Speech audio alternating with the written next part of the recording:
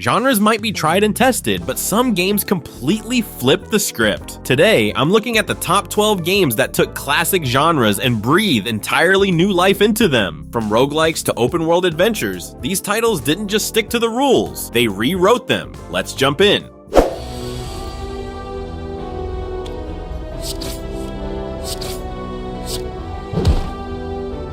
Starting off our list at number 12, we have Slay the Spire.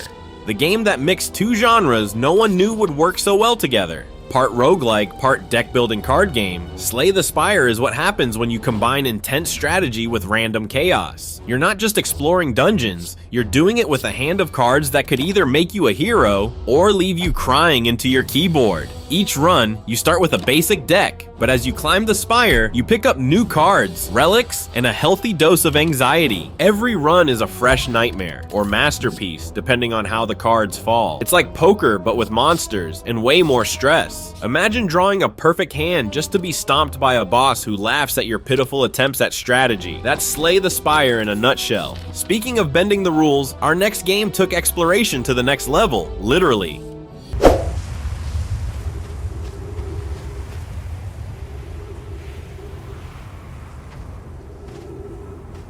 Alright folks, buckle up because at number 11, we're blasting off into Outer Wilds. This isn't just your run-of-the-mill open world game. Oh no, it's an open universe game. Yeah, you heard me right. Outer Wilds took the exploration genre and said, you know what? Let's add some quantum physics and a dash of existential dread. It completely flipped the script on what it means to discover. Forget about finding shiny collectibles or unlocking new areas. In this cosmic playground, every discovery is a piece of a mind-bending puzzle. I'm stuck in a time loop, but don't worry, it's not like Groundhog Day where I'm trying to woo Andy McDowell. No. In Outer Wilds, I'm trying to unravel the mysteries of the entire cosmos before, get this, the sun decides to throw a tantrum and go supernova. And just when I think I've got it all figured out, boom, the sun explodes again. No big deal, right? Just another day in the life of a space explorer with a knack for dying spectacularly.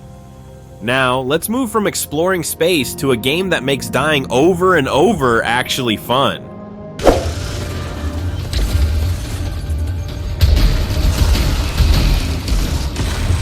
Alright, coming in hot at number 10, we've got Returnal. Now, this game totally earns its spot for being the first AAA roguelike. Fast-paced third-person shooting combined with the roguelike formula of death and rebirth. It's like mixing peanut butter with chocolate, but you know, way more deadly. In Returnal, every time I die, and trust me, I die a lot, the world changes. It's like the universe itself is mocking me. One minute I'm battling creepy alien flora.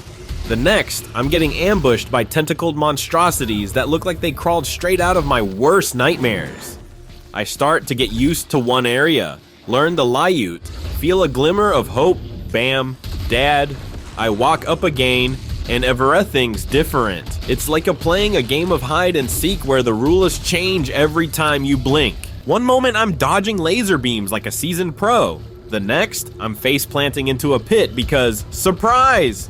There's now a pit where there wasn't one before. And don't even get me started on the bosses. These guys have attacks that light up my screen like it's the 4th of July. I'm talking bullet hell levels of insanity here.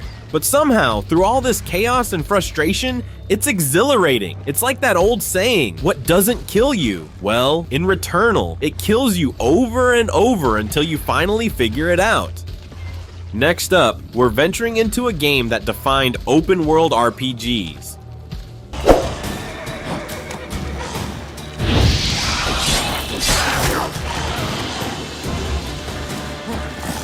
Coming in at number 9 is The Witcher 3, Wild Hunt, which set the gold standard for RPGs in the modern era. This game didn't just give us a vast world to explore, it turned every side quest into an immersive story on its own. It proved that open world games don't need to sacrifice depth for size. I mean, even fetching some random villager's lost goat somehow spirals into a dramatic tale of love, betrayal, and possibly some monster slaying. It's like if Shakespeare wrote side quests. And let's talk about the plot twists. With more twists than a soap opera, The Witcher 3 made collecting herbs feel like saving the world. One moment I'm peacefully picking flowers, the next I'm embroiled in political intrigue or fighting off a horde of drowners. Who knew that alchemy could be so dangerous? Or that Geralt's poker face would rival any professional gamblers? Oh, and Roach. Can we take a second to appreciate Geralt's trusty steed? The horse who defies the laws of physics and somehow ends up on rooftops or stuck in trees? Roach might just be the real MVP here, making every journey unpredictable and hilariously absurd. Now, if The Witcher raised the bar for RPGs, our next game redefined what it means to fail, repeatedly.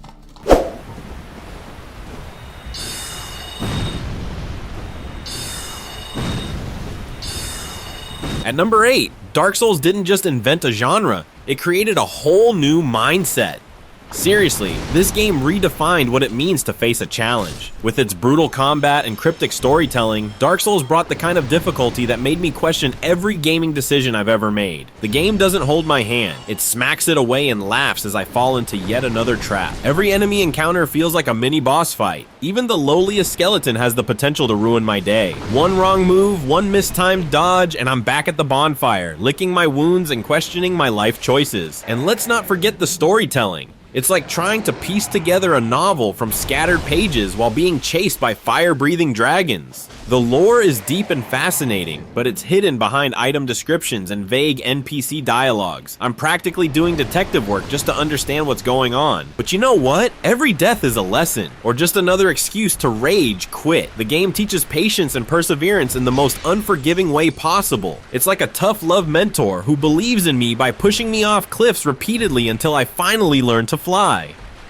Now let's move from punishing difficulty to something that's all about frantic, fun racing.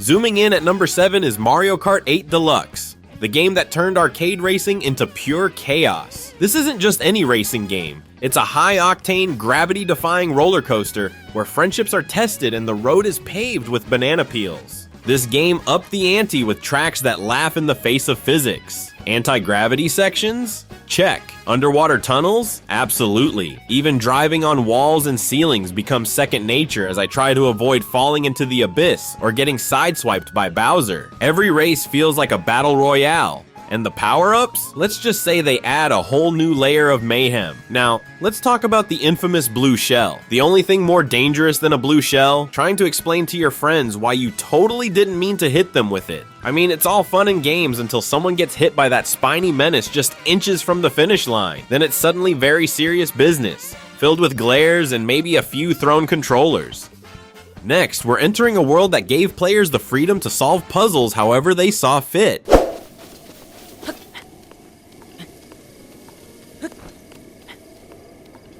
At number 6, Breath of the Wild completely rewrote the rules for open-world games. It handed players unparalleled freedom to explore, experiment, and approach challenges from any angle. I mean, sure, you could follow the main quest, but why not spend hours just climbing mountains or surfing down hills on your shield? The game's Hyrule felt alive, like it was begging to be discovered in a million different ways. Now, let's talk about cooking.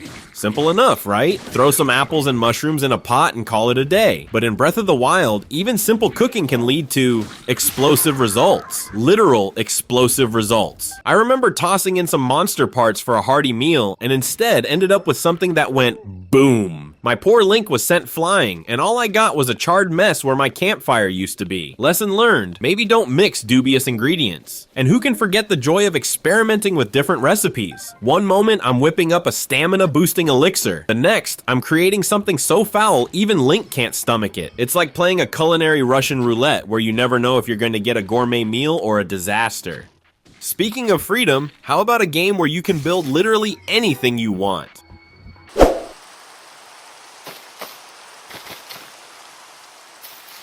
Coming in at number 5 is Minecraft. This game holds our spot for taking Sandbox games to a whole new level. Minecraft gave us the ultimate creative freedom to build, mine, and survive in a procedurally generated world. It wasn't just a game, it was an entire universe waiting to be molded by our imaginations. And let's not forget, it also kickstarted a whole generation of YouTubers who showed us just how wild and creative you could get with some blocks and a bit of redstone. I remember my first Minecraft experience vividly. One moment I'm meticulously building my dream house. I'm talking a mansion with glass windows and underground lair, the works, and the next, boom! Blown up by a creeper. The sheer audacity of those green menaces. Just when I think I've crafted my own little slice of paradise, they remind me that Minecraft is as much about survival as it is about creativity. Ah, the highs and lows of Minecraft. One minute you're mining diamonds, feeling like a king, and the next you're falling into lava, losing everything you've worked for. It's like the game has a built-in sense of humor, keeping me on my toes at all times. Next up is a game that twisted our minds in the best way possible.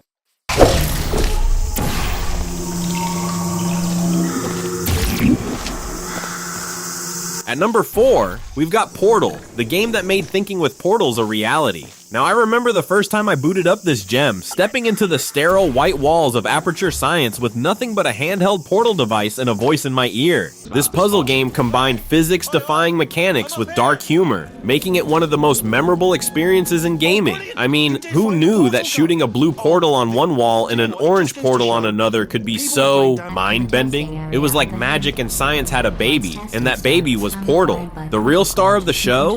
GLaDOS, the AI with a penchant for sarcasm and psychological torment. Every puzzle completed came with her snarky comments and passive-aggressive encouragement. She's the kind of mentor who'd say, "Great job, but you still might die. And let's not forget, the cake is a lie. Still hurts." Here I am, solving increasingly difficult puzzles, motivated by the promise of cake, only to find out it's all just a cruel joke. It's like being promised pizza after moving day but ending up with nothing but empty boxes. But hey, at least I got a cool companion cube out of it. That little box was my best friend in those cold testing chambers, until GLaDOS made me incinerate it. That was rough. Up next, we're painting the town, literally, with ink.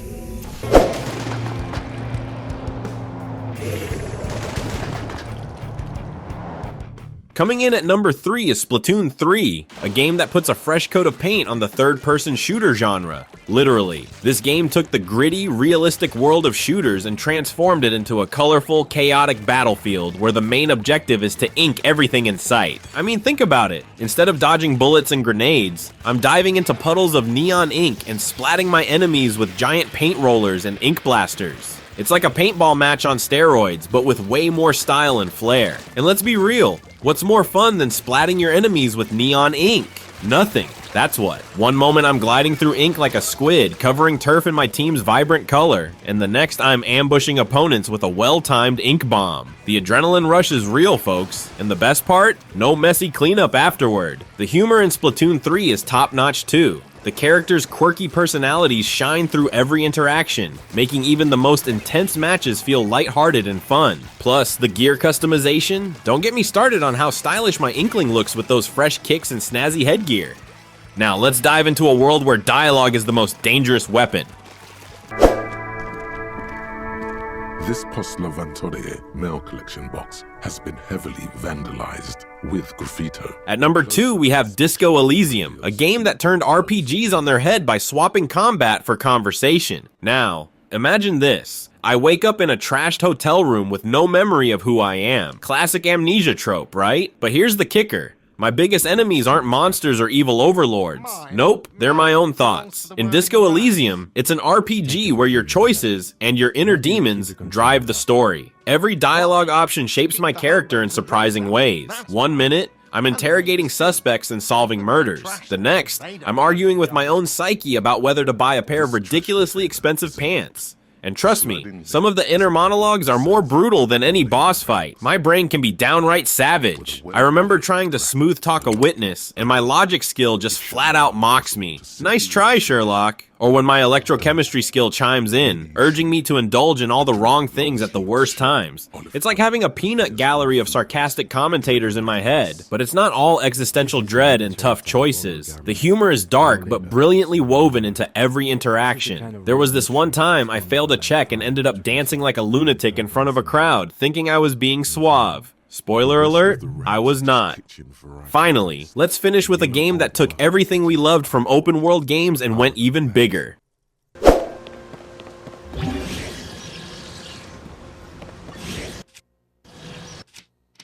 Taking the number 1 spot is The Legend of Zelda, Tears of the Kingdom. This game didn't just build on Breath of the Wild, it took that foundation and catapulted it into a whole new stratosphere. Imagine all the freedom and exploration of Hyrule, but with even more ways to interact with the world around you. Ever wanted to glue a bunch of stuff together and turn it into a vehicle? Yeah, this game has you covered. I mean, who wouldn't want to create their own makeshift flying machine out of wooden planks and ancient tech? One minute I'm foraging for materials in the forest. The next, I'm soaring above the treetops in my cobbled together contraption. It's like Hyrule turned into a playground for my inner inventor. And let's not forget the sheer joy of experimenting with these new mechanics. The first time I tried to make a boat out of random debris, it ended up looking like something out of a bad DIY show. It barely floated and sank almost immediately, but hey, at least I tried. And when it finally worked, pure magic. Every discovery in Tears of the Kingdom feels like unwrapping a present. Whether it's finding a hidden shrine or stumbling upon a new way to combine items, there's always something fresh to experience. It's that sense of wonder that keeps me coming back, eager to see what crazy invention I can dream up next. And there you have it, 12 games that turned their genres upside down. From roguelikes to sandbox worlds, these games didn't just follow genre rules, they made their own. Each one brought something unique to the table, redefining what we thought was possible in their respective genres. So if you're looking for something fresh in a familiar genre, these games are a great place to start. They challenge conventions and invite us to see gaming in a new light. Whether it's the brutal difficulty of Dark Souls or the creative freedom of Minecraft, there's something here for everyone. Liked the list? Hit that like button and let me know in the comments which genre-breaking game is your favorite. Don't forget to subscribe for more lists just like this. Thanks for watching, and remember, sometimes the best games are the ones that play by their own rules.